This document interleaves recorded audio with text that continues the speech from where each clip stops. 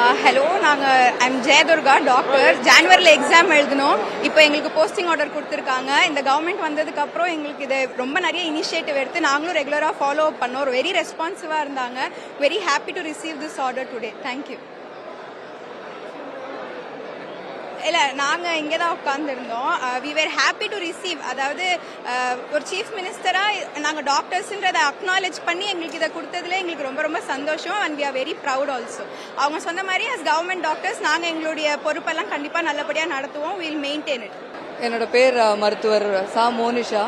எனக்கு முதலமைச்சருடைய கரங்களால் நாங்கள் உதவி மருத்துவ அலுவலருக்கான பர்மனன்ட் ஆணையை நாங்கள் வாங்கியிருக்கோம்.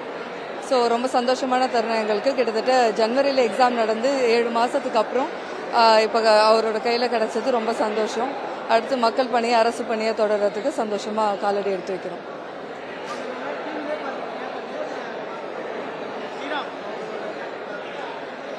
ரொம்ப இயல்பாக எல்லார்கிட்டையும் பேசினாங்க. லைக் எங்களோட ஃபோட்டோ எடுத்துக்கிட்டாங்க. அதெல்லாம் ரொம்ப சந்தோஷம். சிஎம் கையால வாங்கல, ஆனா வாங்கணும்னு ஆசை இருந்துச்சு. பட் ஆனாலும் அவர் நேர்ல பார்த்ததுக்கு ரொம்ப சந்தோஷமா இருந்தது. நம்ம அவர் கையில வாங்குவோம்னு எதிர்பார்த்தோம்.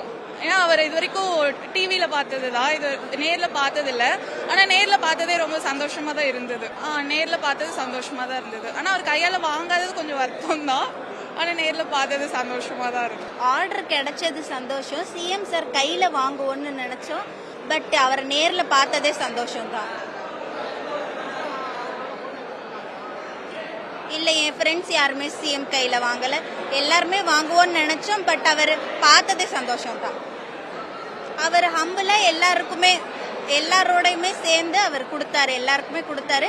பட் ரொம்ப நாங்கள் நிறைய பேர், அதனால எல்லாருக்கும் கொடுக்க முடியாது. அவர் நேர்ல பார்த்ததே சந்தோஷம் தான்.